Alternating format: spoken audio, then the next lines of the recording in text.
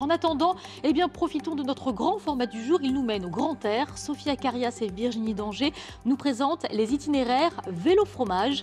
L'équipe était à Rognes, pédalant à la rencontre des producteurs de fromage de chèvre. Connaissez-vous le label Vélo Fromage?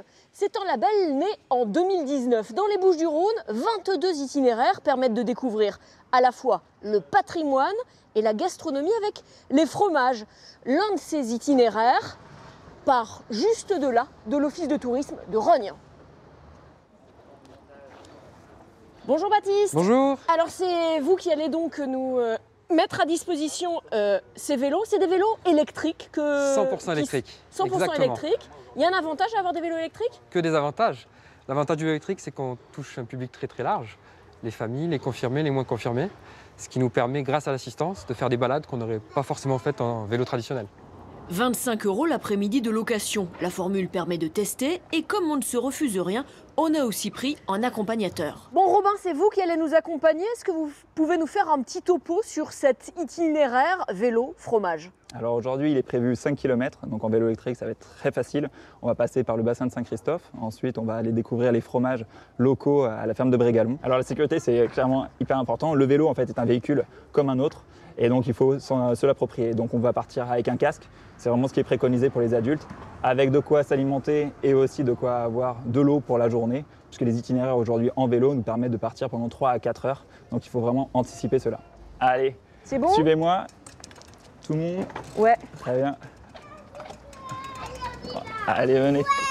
Très bien. Avec nous, pour la balade, Anaïs, 6 ans, et son frère Loïc, 3 ans.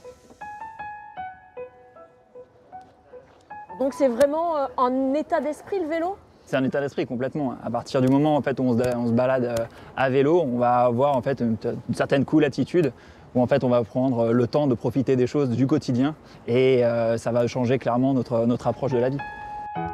Par les petits chemins, nous prenons la route du bassin Saint-Christophe, situé dans le vallon de Rognes. Le Covid, du coup, a une contrainte forte, mais en réalité, c'est une réelle opportunité pour redécouvrir ce qu'il y a de plus proche de chez soi. D'accord, donc en plus avec un vélo. Exactement. Un bassin qui permet à 1,2 million de personnes d'avoir de l'eau potable. Bonjour Thomas, merci de nous accueillir auprès de ce bassin Saint-Christophe. Expliquez-nous un petit peu, vous travaillez, vous, à la Société des eaux de Marseille Métropole. Ce bassin Saint-Christophe, il date de quand et il sert à quoi? Ce bassin est un ouvrage essentiel pour le canal de Marseille parce qu'il permet deux choses. D'une part, de servir de réserve au canal de Marseille avec 2 millions de mètres cubes qui sont stockés ici. Et d'autre part, de jouer le rôle de décanteur, ce qui va permettre d'assurer en sortie une eau de qualité en continu. Donc cet ouvrage, il est entièrement maçonné.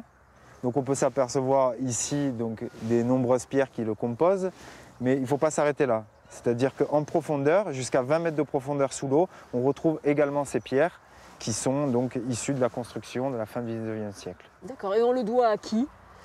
On le doit, je ne sais pas à qui on le doit. Ben, c'est pas grave, eh bien, on lui dit merci en tout cas.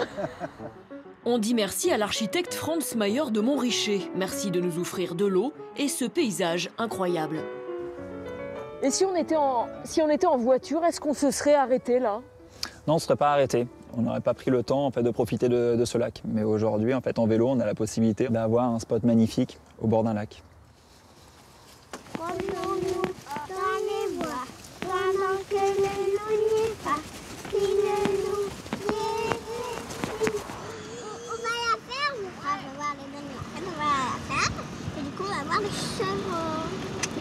Alors là, on est arrivé à la ferme de Brégalon. Donc c'est une ferme où on a des super produits de très bonne qualité et qui sont locaux. Et on a une exploitation qui fait tout de A à Z. Car le but de ces itinéraires vélo-fromage, c'est de rencontrer des producteurs. Bonjour. Alors là, c'est vélo-fromage prend tout son sens. Bonjour Christine. Bonjour. Donc vous, expliquez-nous un petit peu, vous êtes donc... Qu'est-ce qu'on dit? C'est quoi votre métier? Fromagère? Chevrière d'abord, Chevrière. parce que j'ai décidé de faire ce métier pour avoir des chèvres d'abord. Et après on fait des fromages, ouais. Alors, pour faire du fromage de chèvre, évidemment, faut des cabris. C'est ça, il faut que la maman ait un cabri. Ça, c'est le départ. Donc, expliquez-nous un petit peu. La maman, elle a son petit. Et après, à partir du moment où ils naissent, la première semaine, le lait n'est pas fromageable, c'est le colostrum. Donc, on le garde pour les petits. Et après, nous, on va récupérer au bout d'une semaine le lait, il va rentrer en fromagerie. Ça fait 31 ans, nous, qu'on est installés. Je rêvais d'une simple route des fromages. Et vu les soucis actuels pour notre planète et nous, notre souhait de conservation de la planète, allier ce mode, le vélo et le fromage, je trouve ça top. Oh là là, qu'est-ce qu'il mange là? C'est ça, elle fait des bisous. Ici, le public peut aussi regarder la fabrication du fromage. Elle est en train de mouler le lait d'hier. Donc des 2 traits d'hier matin et d'hier soir. Le lait, il a solidifié, donc là, elle moule dans les faisselles. Et après, une table correspond à un jour de fabrication. Donc entre le lait et le fromage frais, il y a 4 jours. Moi, j'aime tout le fromage. Et ça tombe plutôt bien, car en Provence, des fromages, il en existe 19. 19, comme l'heure du couvre-feu.